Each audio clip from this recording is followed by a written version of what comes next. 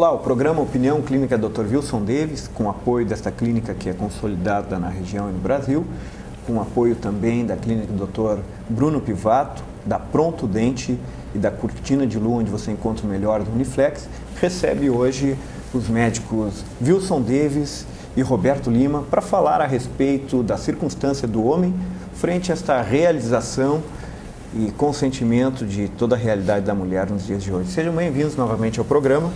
Quero lembrá-los que é a segunda vez que o Bruno Pivato não está conosco, mas nós teremos que mover o horário da gravação para que ele possa participar, mas ele faz parte.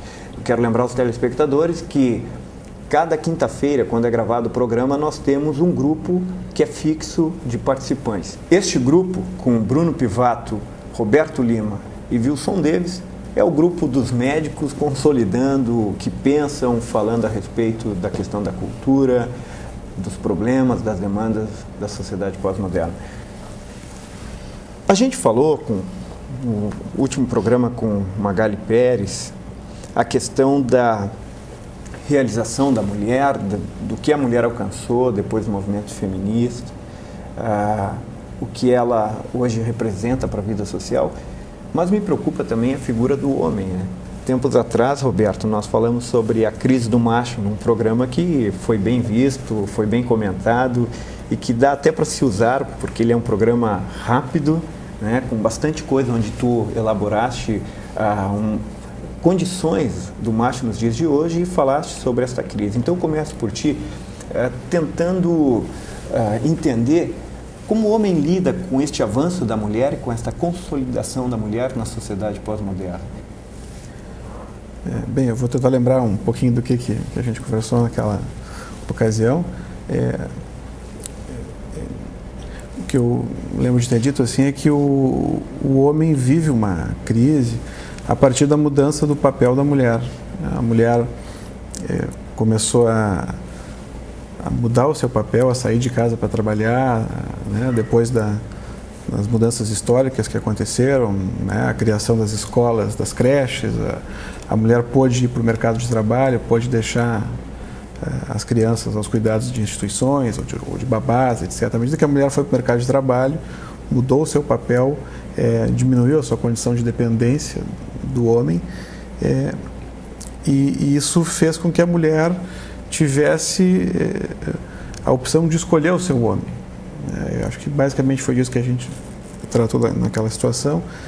E isso é uma mudança de paradigmas, assim, né? Até então, culturalmente, o homem é que escolhia a sua mulher, né? E a mulher passou a decidir entre os possíveis pretendentes qual que ela gostaria de que tivesse ao seu lado.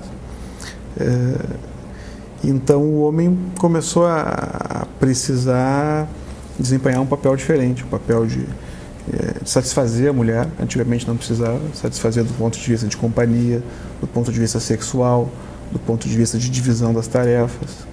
Isso é uma realidade praticamente universal nas diversas camadas sociais, nas diversas culturas. O papel do homem vem se diluindo um pouco junto com o papel da mulher. A mulher vem tendo uma maior participação na sociedade, então a gente pode ver isso, por exemplo, com esses... Nós temos uma presidente, né, que é mulher, já tivemos uma governadora, a nossa prefeita é mulher. Então, tem vários exemplos e várias situações pontuais de mulheres que estão ascendendo, né, dentro da vida em sociedade e tal. O que eu acho é que isso é um pedaço da história. Eu acho que a gente ainda vive em boa parte com condições de desigualdade, né? Mas essas mulheres que têm protagonizado essas mudanças, elas vêm fazendo com que essas diferenças venham diminuindo. Davis, tu trabalhas rodeado de mulheres, porque são muitas funcionárias mulheres. O teu público, eu acho que procura a cirurgia, por exemplo, quando quer fazer alguma intervenção plástica, geralmente são mulheres, né? Como é que tu está vendo esse avanço da mulher e esta questão do homem tendo que lidar com essa realidade? Bom, eu vou fazer uma colocação polêmica, talvez até um pouquinho estratosférica. Essa é boa. E vou ver se eu atraio a atenção dos telespectadores para uma coisa assim de evolução. Sabe que tudo começou com uma explosão aqui no universo, né? Então foi indo, e há 4 bilhões de anos surgiu a vida aqui no planeta Terra, né? E os seres foram evoluindo, passaram de uma célula para multicélulas e assim os seres superiores, né? Mas nessa evolução, o que nós tínhamos há milhões de anos atrás era um ser só, que derivou depois para a espécie humana, que era basicamente a figura da mulher, a fêmea, vamos chamar de fêmea, não mulher, a figura da fêmea. Bom, 400 milhões de anos depois da figura da fêmea, surgiu a figura do macho. A natureza criou o macho. Então, na evolução da vida aqui no planeta, as fêmeas têm 400 milhões de anos mais do que os machos. Por que surgiu o macho? Porque a reprodução antes, os animais unicelulares, eles se reproduziam simplesmente se dividindo. Então, à medida que foi evoluindo, surgiu o órgão reprodutor no ser, né? E o ser tinha o órgão reprodutor masculino e o feminino. Mas lá pelas tantas, por um motivo de querer intercambiar os genes, de modificar as características das pessoas, dos seres, né? Porque todos nasciam iguais ao ser que gerava, né? Então a natureza criou um outro ser fora, aonde surgiu o macho, com a única finalidade de fecundar a fêmea. É por isso que tem que se entender por que o macho tem esse instinto. Por isso que o comportamento dos homens, agora, a situação eles sempre têm um comportamento assim, né? De querer alguma coisa com a fêmea que leve à reprodução, certo? Bom, o que está acontecendo? A vida continua. A vida continua, está evoluindo, nós vamos chegar a um ponto, porque nada é estático aqui no universo. O que está acontecendo? Nos tempos atuais, a fêmea, ela está começando a ter a reprodução assistida, já não tem mais tanta cesariana como antigamente. Se ela não tem mais tanta cesariana, o parto já é diferente, as coisas, o que não se usa perde a função, né? A fêmea está ocupando o lugar do macho na sociedade. O que está havendo? Está havendo uma convergência do macho e da fêmea. No caso aqui, então, vamos falar, uma convergência do homem com a mulher. E daqui a alguns milhões de anos, nós vamos ter uma convergência cada vez mais em termos físicos, certo? E eu digo sempre assim, posso estar louco, né? Mas um dia nós teremos um sexo só. Olha, interessante. Então, a partir daí, eu quero fazer uma colocação aqui para que comecemos a raciocinar por que é isso, por que é aquilo e tal. Por que a fêmea, por que a mulher está ocupando espaços?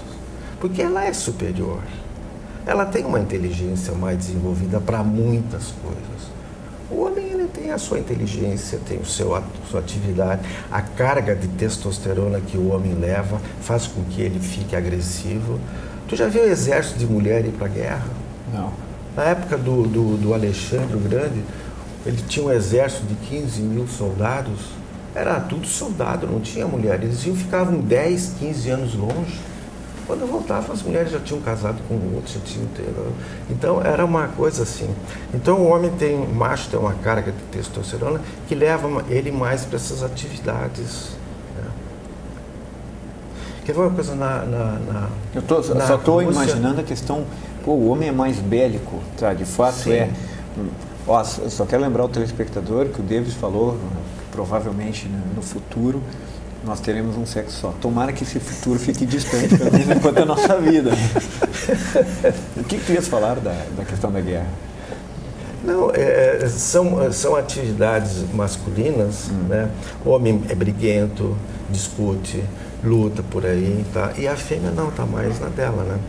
Mas como o mundo está evoluindo, se busca mais a paz, se busca mais a tranquilidade, se busca mais o finesse e tudo. Isso são coisas da fêmea. E a fêmea está começando a ocupar os espaços muito rapidamente. Eu acho que a mulher, como ela tem um ciclo reprodutivo mais curto do que o homem, né? O período fértil da mulher, a vida fértil da mulher, do início da adolescência, né? Até a maturidade, 40 anos, 40 e poucos anos, e depois, né, não tem mais período fértil, ela tem uma necessidade biológica de amadurecer emocionalmente mais rápido. Então, a gente fez com as crianças, as meninas, né, de 7, 8 anos, elas têm uma cabeça muito mais evoluída do que os meninos. Elas estão interessadas já em questão de namoro, elas são mais centradas na sua vida estudantil. E os meninos não, eles querem brincar, né? Tanto que é muito comum que as meninas adolescentes namorem rapazes mais velhos, não da mesma idade, né? Porque eu acho que isso tem uma certa pressão da natureza também, porque a mulher ela precisa amadurecer mais rápido para que ela se apronte para a sua função biológica reprodutiva, né? E o homem não, como ele mantém a função reprodutiva até praticamente a sua morte, né? Na velhice ele pode ainda continuar viril e capaz de reproduzir, porque ele não precisa amadurecer. A natureza colocou essa missão no macho. O macho, ele só serve para reproduzir. Aliás, a antropologia vai trabalhar a questão da criação, da possibilidade de ter uma família, um casal, onde ele tivesse a presença do macho como uma ação da mulher, para que se pudesse proteger a prole, né? Para que se pudesse proteger as crias. Vocês acham que esta evolução, tu trabalhas muito a questão da evolução, e eu fico preocupado, porque se for pela evolução, então a gente tem todas as explicações por que a gente vive uma crise de masculinidade frente a esta garantia. Eu quero me associar, que eu sou um darwinista também, assim, de carteirinha. É mesmo, eu quero me associar. Poxa, mas aí o que vai sobrar para nós? David, tu está com notícia ruim. Eu tenho certeza que isso vai gerar polêmica. Não. Mas a pergunta que eu gostaria de fazer, ouvindo vocês, tem muito a ver com a educação também. Por quê? Porque tem um livro muito legal, eu acho que eu citei para ti, Roberto, do Bailon, que fala a respeito, contando a história do João de Ferro. E é bacana pra caramba, porque ele conta uma história que os irmãos Grimm compilaram lá no século XIX e tal, e que fala, na verdade, de instâncias, de condições masculinas por causa da criação e tal. Vai mostrando, com a Revolução Industrial, a ausência do pai e tal, como se constitui a figura do macho, aquela questão assim, que Nietzsche vai trabalhar muito bem também. E lá pelas tantas, dá para se perceber que a mulher é educada pela mãe para ser como a mãe. Ela tem o referencial do feminino, se identifica no próprio corpo, na genitália, tal, etc. E o menino é criado pela mãe para não ser como a mãe. Só que o menino não sabe com quem deve parecer. Primeiro, porque parece ter a ausência do pai. E segundo, que tu estarias em condições inferiores ao não permitir que o pai, então, educasse o menino a ser como ele. Vocês veem como uma questão de educação também, esta dificuldade do homem, não só uma questão biológica, uma questão histórica, mas uma questão educacional? Eu acho que sim, mas acho que isso vem mudando, né? À medida que a mulher também ficou distante do filho. Porque antigamente a mulher estava muito presente com o filho e o pai estava muito distante. E com essas mudanças culturais, né, a partir principalmente do século XVIII, a mulher começou a ficar mais distante das crianças. Né, do século XIX, né, começou a ficar mais distante das crianças. Então, o tempo de convívio da criança com a mãe é menor.